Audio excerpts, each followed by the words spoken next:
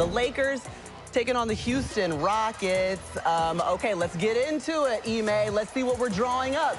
LeBron, 41 years young, doing it without Luka, doing it without AR, and the Rockets had this game. Won, it seemed like. Right there, I'm like, oh, man, LeBron just cost them the game right there. Come on, but then 30 seconds left in this game, guys. I mean, it's the little things like that that hurt you. Not only did you get the turnover, you got the silly foul for three. Just contested. And then you still live to see another day, particularly when you're up. Yeah, you're up six. You was up 6, up 5. Smart knocked down those 3 free throws. Give it back to him. Gets it back to LeBron. Boom. And we know the history in Houston. We know Bron loved playing in Houston. Sure. We know that. So. He said, we're going to overtime, and if I'm going to overtime, I'm going to win. You're going to have me out here for 45 minutes. That's a great pass, great shot right there. Just felt like Houston, they ran out of gas, didn't have enough, and Bron, just saw red and was like, we got to take this game over. They gave us an opportunity to play another quarter. Let's go ahead and bring this one home. I agree. You lose the lead. You go to overtime. You try to fool yourself thinking you have enough, but you don't have the momentum. When you're playing against LeBron James' team, it's not going to happen. LeBron James, 29 points, 13 rebounds, 6 assists, and 3 steals. By the way, no team in NBA history has come from down 3-0 to win a playoff series. That's exactly where Houston finds themselves. Let's hear what their head coach, Ime Udoka, had to say after the game. I know the game just ended, but in terms of the way the game just fell apart at the end, how was it from your vantage point? Horrendous mistakes. I don't know if you want to say youth or, scared of the moment or whatever the case, but yeah, you have a 6-point lead with 20 or 30 seconds to go, get a rebound, and just have to hold the ball and get fouled, or it's basically a 1-on-4 and we throw it away. To combat it, make it worse. Foul, a terrible foul on Marcus Smart to give him 3 free throws. Next play, backcourt, you got it. Double's coming, you try to split it instead of throwing it to Alpy wide open. Another turnover, and then James makes a tough shot. Then the final play, for the last shot, we don't run what was drawn up. All the above. Ooh, all of the above. Some fire coming out of it. Seemed like Ime Udoka, as he's just going back through that series, the final 30 seconds of this game, he actually, right after the game, he made his team watch the last 30 seconds. He's talked about youth on some of the mistakes. I mean, like, what's your initial reaction from just hearing him at the podium after this one? He's not wrong. It hurt. That game hurt. That loss hurt. And you could see him as the game was going on. If you was watching the game, you saw him just going through all of the emotions during that last 50 seconds of that game. For him to sit there and say, I don't know if it's youth, I don't know if you're just scared of the moment, that's him as a former player, as a competitor, trying to figure out what is happening or what happened in that moment. You just cannot be up 6 with that short amount of time and lose the game at home. You just, even that turnover, you still come back, you stay solid, you make them take a tough shot, but you have to come out with that game. And you have to take your hat off to the Lakers and Marcus Smart for selling it and LeBron for making that 3. But you just don't give a team like the Lakers, a veteran team like the Lakers, that opportunity to close out the game. So that's a tough loss. When you have a performance from a trio of Jabari, Thompson, and Şengün, all getting you 24 or more, you have to figure out how to win, particularly when you don't have KD there. And you have, like you said, you're up with the opportunity because they only had 3 bench points. So it wasn't anywhere else they could go. But I feel like I love the fact that they watched it, whether he said what he said in the interview or not, because they're still young guys. They're going to be in that position for years to come. They got to learn, and they got to see it, because it's easy that play to happen, and you don't see it, and you let the outside world creep in. But you know it is. You see it on video. It's nothing you can say, and you learn from it. Jabari will know now. Hey, there's nobody guarding me. Let me get up the court, at least get the half court, then hold the ball. Yeah, he panicked. And for what reason, I don't know why. Like, you comfortable having the ball in your hands. That's a frustrated coach right there. Really putting a game plan together without KD to go up against Bron and JJ and this team that has been, trying to slow down KD and these boys. And he figured them out of how to get his guys involved, how to get Şengün to be effective and efficient. And to lose in that manner, it took all the energy out of it. Yeah, right. It almost deflated. Yeah. But meanwhile, like you said, guys, KD out with a sprained ankle. It's his left sprained ankle, so we'll see whether or not he'll be able to play in Game 4. All right, you guys have been here at NBA Showtime because you've actually been waiting for the on the 76. Maria Taylor here for NBA Showtime with the Hall of Famers. We've got Tracy McGrady, Vince Carter, Carmelo Anthony. We are here. It's early, as you can see by that open.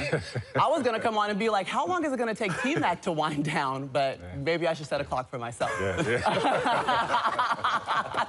right, it's probably because we were all up last night watching basketball, and we want to go back and see what happened with Wemby being out for the Spurs, taking on the Trailblazers. Remember Wemby getting that concussion in Game 2. He is with the team, though, on the sidelines cheering him on, and he had a lot to cheer about, guys. Stephon Castle, 12 points in the first quarter. Hey, set the tone. We talk about who's going to be that #2 guy. They have a lot of talent. And this is the playoffs, their first opportunity, and they stepped up and accepted that challenge. I tell you what, though, man, Portland came out with a lot of aggression, with a lot of passion. And that young man right there, he is confident. And so is this one right here.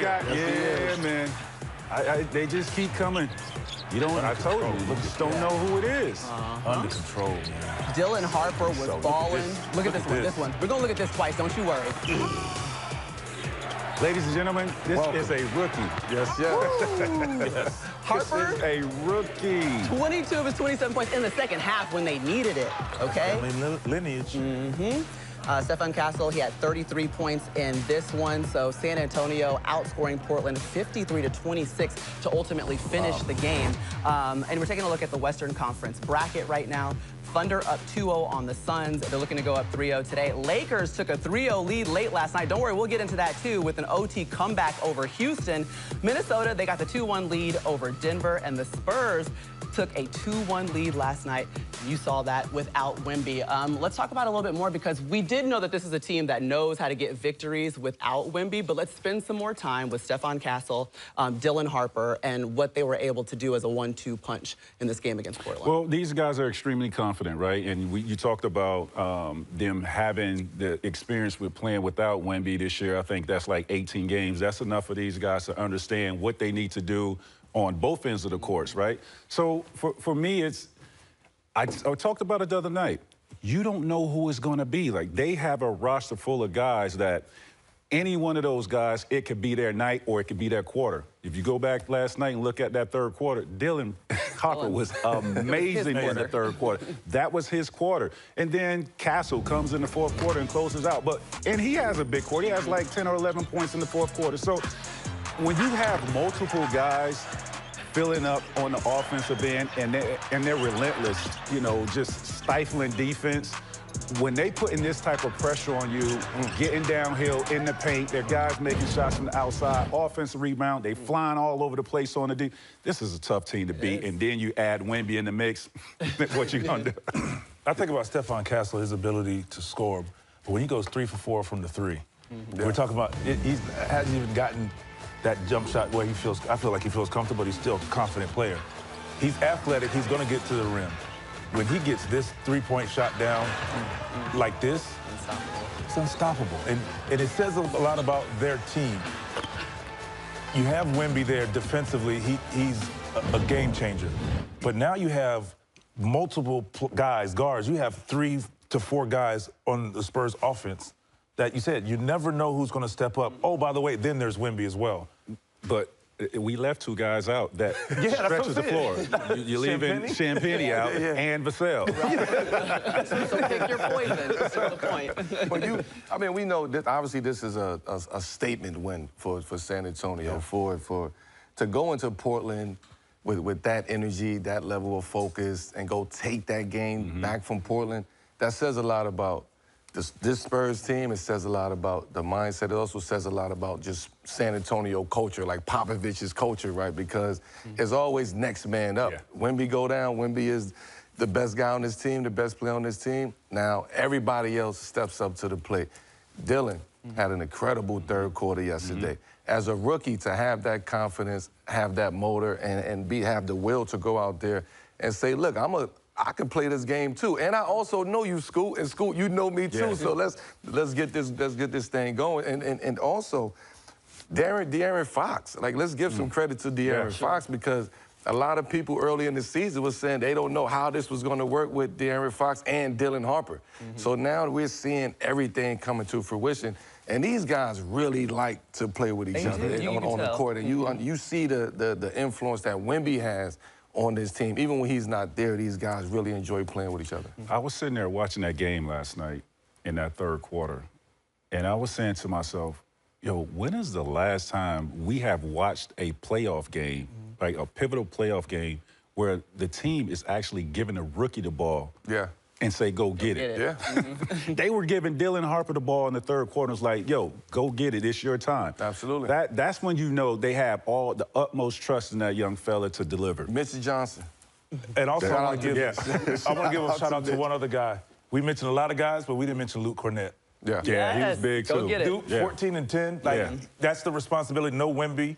Now you come in and, yes, we look everywhere else, but 14 and 10, giving them something that is big for them. And that's a guy who's been to the mountaintop, so he understands how to play. Stay ready. He did. So you ain't got to get ready. Had to play 30 minutes in the game with no Wemby. I mean, you guys are harping on it, but Harper, Castle combined for 60 points, shooting at 63% from the field, more than impressive. But let's talk about Wemby. Listen, he's still in the concussion protocol. As you guys saw, he was able to travel with the team. He did participate in shoot-around on Friday. He hasn't cleared the protocol yet, but Game 4 is tomorrow.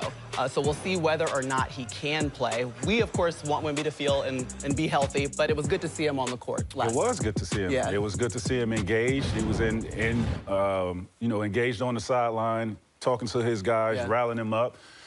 We thought he was going to play tonight. Last night. I really thought he was going to play last night. They proved us wrong, but they had the utmost faith in those guys, and they went out and they delivered that. And I think it's the big picture that they're looking at. They felt comfortable and confident that they can win without him. They've shown it during the regular season, but regular season is different than playoffs. But I think they bought some time for the good. Now you have a healthy. You know what I'm saying? For the long haul is what they want. Wemby as healthy as possible going forward. And when you can stack wins like this, yes, he's probably going to play the next game. But now, if they choose to, they can sit him another game. Yeah. Huge win though for San Antonio, down by 15 in the third quarter, battle back, get the victory against the Portland Trailblazers. And speaking of the Spurs, for today's Meaningful Moments presented by AT&T, we just wanted to wish a very happy birthday to the Hall of Famer Tim Duncan today. Okay, Timmy D. Man, look, I remember us being in the '97 draft in Charlotte. This man is 50 now. Oh my gosh, Big man. five. Does that make you feel old? Yeah. Okay. That means you on the way. You on your way. Yeah. Hey, it's not only Tim Duncan's birthday. Not as close as yours, though. Not only Tim Duncan's birthday. Who else's birthday is it? Justin Nixon. Yeah. Detroit basketball. Hey, Pistons fan. Hey, Detroit Pistons. Detroit Die-hard Pistons fan right there, boy. You will talk to anybody all day about Detroit basketball. Listen, Happy birthday, ladies and gentlemen, buddy. do not disrespect that man, Detroit basketball team. Man. Okay, listen, among the many honors that Tim Duncan won, he was also the 97-98 Rookie of the Year. On Monday on NBA Showtime, we're going to find out the next winner of that award. It's one of the most competitive Rookie of the Year races we've ever seen. We've got the deserving finalists right there, Cooper Flagg, Con Knipple, VJ Edgecombe. And T-Mac keeps saying, what do you want? What do you want?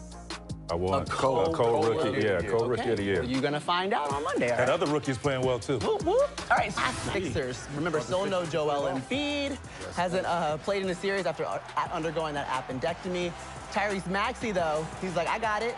Game high 31 points, 5 threes for Maxey. But 30, I mean, what do you have, 31? 31. Maxey had 31 with no Embiid. Yep. And it took Tatum to close him out. I mean, if Embiid comes back, this series changes. Yeah, it does. Because right now, everything that they're getting is on the perimeter, and I think he slows the game down and gets some consistency in the interior, put some pressure on their big man. possibly get him in foul trouble, and then we know he can step out and shoot the three as well if he has it going. So, I mean, Sixers got 22 and 11 from both of their bigs, but like I said, Joel Embiid is a different beast. Well, you saw Jason Tatum just sealing it with that three, and ultimately the Celtics get the victory. You guys were kind of already jumping into it a little bit. Joel Embiid had the appendectomy 2 weeks ago, so we haven't been able to see him in this series. That could change the game. But I got who? Nah, the sources, you're supposed to reveal your sources. I have no sources. Yes, no. You have no information. That's what you heard. Okay, let's just say Joel Embiid does not come back. You're the 76ers. You have pulled off one win. How could you do it again against the Celtics? You have to keep playing the same way. I mean, I don't think the 76ers should change anything up. You have to keep applying pressure. You got to keep playing fast. Maxey got to continue doing what he's doing. PG have to continue to do what he's doing, even a little bit more. And VJ, I mean, I know he's a rookie, but we ask a lot out of VJ. But his time is now. He's here. What can we do about him being a rookie? And he's showing that he can take on that challenge. You know, last night was a tough one for JT to close him out like that. But in order for Philly to stay in this, they have to continue to play the same way, be physical, play fast, and put a lot of pressure on Boston. Also, I think limiting turnovers. Keep your turnovers down. They had 11 turnovers, but you have to continue to get shots up to allow Drummond and Adem Bona to get you extra possession, to get open shots. And I think that is one of the ways. And then just silly plays that you have to try to eliminate in the game. I think they made situations where you can't leave Jason Tatum, one of the best player on the team, wide open to have jump shots like that. And we talked about when he's in isolation at the end of the game, we got to double. Make him get the ball out of his hands and somebody else beat us. That's exactly where I was going. When you look at that last play, they were down 3, and you got Bono ISO with an all NBA type player to close out the game and put you up 6. So I think it's just small, minute changes that they have to make, but they right there competing. It's just those, whether it's on the defensive end, execution or executing, offensively, it's just small, minute things, and just keep applying the pressure. Yeah, Jason Tatum, Jaylen Brown, they combined for 50 points in this one. Both of them had 25 apiece. With the East feeling wide open, do you feel like the Boston Celtics are evolving into the team that we could see making it to the finals? Well, I have them going to the finals, so they're evolving. Say it with your chest. See how he looked at you? Yeah, he did. Like, don't try me. Don't try me. What's wrong with you? I have. You wrote it down. Did we write that down? I'm gonna write it down. Well, write it down. Okay. Yeah. Say it with my chest. Say it with my chest. Now, no disrespect to Detroit and the other teams that No, are not playing. the Knicks. We're not. No. The Knicks? The Knicks are in trouble. They need to just concentrate on We'll get to that later. We're not even talking about it. We're not even talking about the Knicks right now. I got a long day with y'all up there for the Knicks. Right now, we're talking about Boston. Don't keep getting me sidetracked. Okay, I'm sorry. Right here with Boston. Yep. But absolutely. Really strictly because of how they play. They shoot a barrage of threes. They make a lot of threes. Defensively, I think they have the capabilities of being able to match up with anyone in the Eastern Conference to be able to shut them down. I don't think Detroit is a team that I think can match up and go, man for man in terms of offensively, but I don't think they can shoot the ball as well as Boston, and I trust Boston execution at the end of games. Yeah. I trust them to execute offensively. I trust them to have someone defensively on Cade to slow him down, to give him problems, and then it's like trying to figure out, okay, if Cade is struggling, who is that next guy? I'm already putting Detroit and Boston in the Eastern Conference.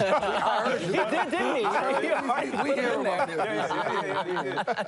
But I will say this, the one thing to add to Boston's great starters is their bench. Yeah. They have bench scoring that if someone in the starting line is not playing, I can enter Vucevic. I can also enter Peyton Pritchard and the other guys who they have coming off the bench that are shooters. So they have everything you need. Yeah. They outscored their bench 35-14, and it seems like the difference in these games has been the three-point shooting edge. The Celtics knocked down 23s. Whoever wins that battle seems to get the victory in the series. They're going to shoot them. Game 4 on NBC tomorrow night. All right, more on the action that we watched. Atlanta, we'll get to it, but take a look at the Eastern Conference bracket. We're going to see Game 3 between the Pistons and Magic at the top of the hour. Celtics, Cavaliers, they're both up 2-1. The Knicks trailing Atlanta 2-1 after losing back-to-back games by precisely 1 point. CJ McCollum said, I'm not the villain. I am a father of 2. I am married, but I'll go put the cape on if I need to. And he's done that for 2 games in a row. And since we are still talking about the final plays of this game. We thought it would be good to pull out a clicker. T-Mac has a clicker. That's how much he wanted to walk through this play so he could stop it, roll it, play it again, and walk us through what happened, yes, on the last play for the Knicks. Yeah, because I thought they gave themselves a chance. This was a great out-of-bounds play right here. Shout out to Chris Gent. Shout out to Chris Gent on drawing up this play. And if you look right here, right, Josh Hart is taking this ball out. It's a pin down to bring JB up to the top. So with Cat, this is what I want you to recognize. Cat is going to be wide open. Watch his man is not paying attention, and Cat is not paying attention. So with Cat have all this space open right here, but Cat is running the play for JB. He's doing what he's supposed to do, right? Another play. Cat, his man falls down. He's open in this area. Why? Because he has to take him, right? So if he is taking Cat, who is going to be open? JB. But they run the play and get nothing out of it, really. So let's run this back and look how this works. Cat, where are you going, my guy? All this is open for you. Your man is not paying attention to you. What you got, Melo? What'd you see? Don't you see this wide open right here for Cat? He's way out there. He has this man out there. So if you're paying attention, because he thinks Josh Hart has a wide open lane to drive that ball, but Cat is running the play. Well, the play is broken already. The play been broken 2 times already. Cat is just trying to finish the play. I'm not mad at him trying to finish the play, but what I will add is that there should be a sense of awareness by Cat. Yes. At least understand where your man is going. You gave Josh Hart the ball back. Your man baited. Your man went to Josh Hart a little bit. You went out there to set the screen on Brunson. You fouled him twice. You got away with that. The play is broken. Now we got to go make a play, Cat. So now, this is, what, 8 seconds. I'm sure they are in the penalty. Yes. Yeah. Your man falls down. If you try to run to the basket, obviously, he's going to probably try to slow you down or trip you, and you're going to get 2 free throws because that's going to be a foul. And it's just poor execution at this part right here. And when you have bad communication and you trying to run, like at some point, you have to have the awareness like you're talking about. And they didn't have that awareness. They were all about trying to run the play and do the right thing. Yeah. But as veteran players, you got to read the board, right? It's not going to be how you draw it up every single time. You have to have that awareness. And sometimes you just got to improvise. And they just had a chance to win the game, but they didn't see that awareness. So it's interesting that both of these games have basically come down to the final possession, and then it's come down to one team executing and one team not. And Jalen Brunson was the clutch player of the year just a season ago. So in these scenarios, it all worked and it made sense. What has been different in your mind, VC, in this series? Well, the attention to details and the attention that they're giving Jalen Brunson. They're putting bigger guys on him, trying to be physical with him, and they're going at him defensively. So you're not going to go at us and give us 29 on offense and think you get the rest on defense. They're going to make you guard. And one thing I love about that last play is if you notice Kuminga probably guarded 3 people in that play and was not in awareness. He was not going to let Jalen Brunson take a Okongwu one-on-one. So he ran off his man, driving baseline to put 2 on him because we know JB is very capable of the step back. He sees 2 guys, he has to get off the ball. But the help side defense in that situation was spot on, created the turnover. On top of that, it's a loose ball. He didn't watch the ball. He ran the ball down to secure the play. That's a championship play. I think that's where Quinn Snyder has been a genius, is really putting, athletic guys out on the basketball court. You got Okongwu, you have Kuminga. These guys are switchable, and they can play JB. They have size, they have length, and speed to be able to stay in front of him, keep him in front, and contest his shots, and he's been struggling with those athletic guys. Can I ask you guys a question? I'm just going to say a name. Mikal Bridges. And what comes to mind? We've already talked. For the first time in his 60 playoff games, he did not score. Yeah. By the way, 2 minutes into the second half, he did not play. He was out of the lineup, so we saw a lot of Deuce McBride. What is happening there? I think and I say we, New York. Okay. I think New York doesn't have a Mikal problem. Like, it's a crisis to me. When you talk about how New York is supposed to be built and ready for this moment, they built around 3-point making and long defenders on the perimeter, guys who can play multiple positions.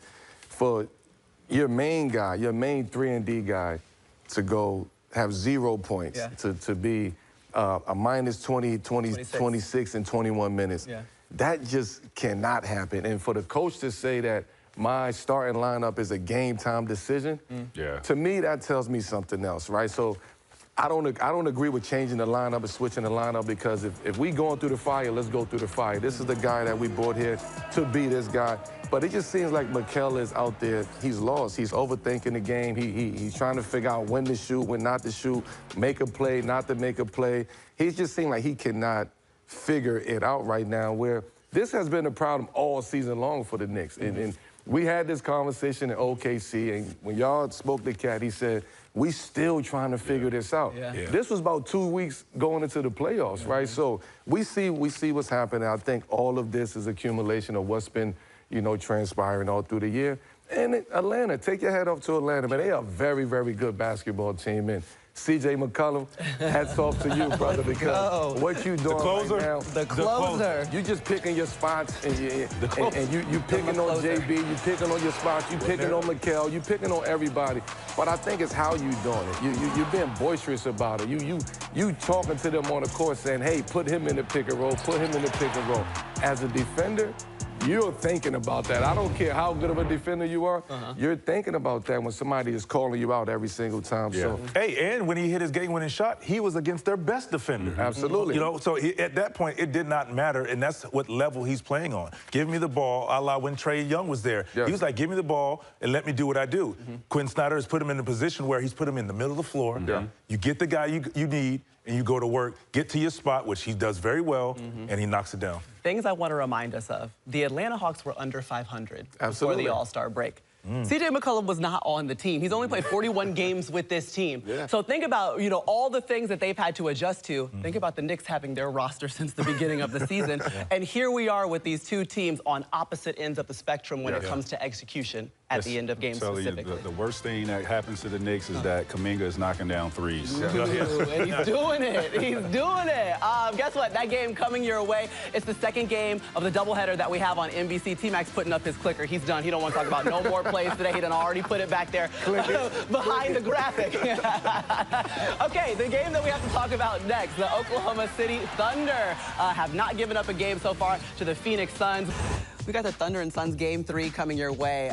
But Thunder, they're looking to become the first team to repeat as NBA champs since the 2017-18 Warriors were able to pull it off. Now, the last 6 NBA champions failed to reach the conference finals the following year. Right now, the Thunder are up 2-0 against the Suns. Yeah, their Game 3 coming your way at 3:30 on NBC.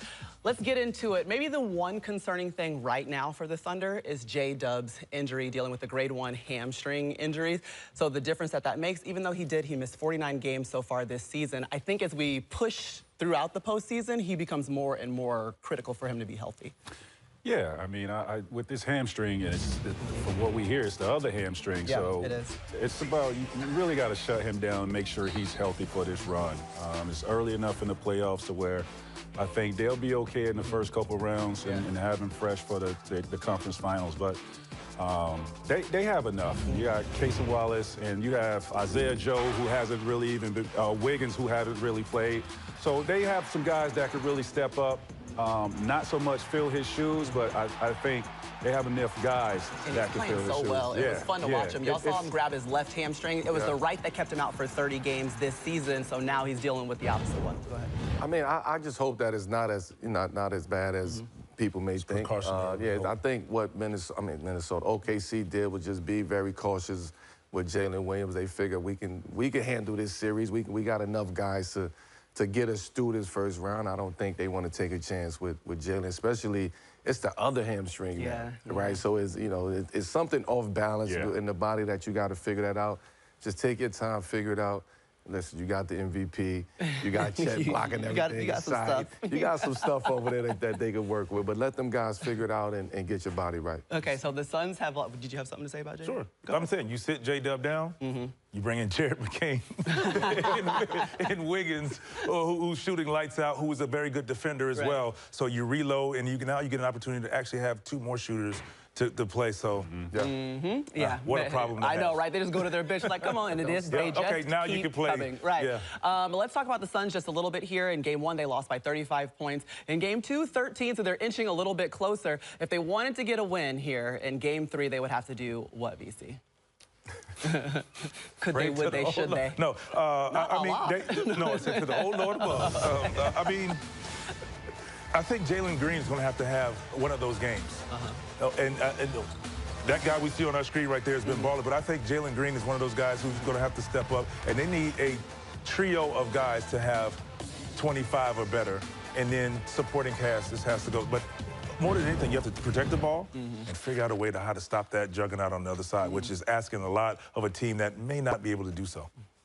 Yeah, I think your big three, Jalen Green, Brooks, and Booker got to have a very big game. Yeah. You can't turn the ball over. You can't give these guys extra possessions because they're that good. And I've said it before, right? OKC loves to run, and they feed off of your turnovers. Slow the ball down and slow the ball down. Like, make them uncomfortable on how you play and make sure you get quality shots every single possession. I would do something different. Hey, guys, walk this ball up. Run some time down. Run some time now. Like, we want low possessions. We want low possessions. Do you want to play against OKC set defense as well? Like, I'd rather do that than have them doing, we turn the ball over and they pushing the ball. So you got to pick something, right? Yeah. Well, the good news is they could have actually heard T-Mac say that. By the time we get to 3, That's why I took the parlay. Yeah. You said it's time. He's breaking that today. He's gonna come out of that slump. I believe that Bane gonna come out of that. I mean, he's just that player. Yeah. You know, he's been doing that. He's a big-time player. He's a big-time shooter. He's not afraid to take the shots.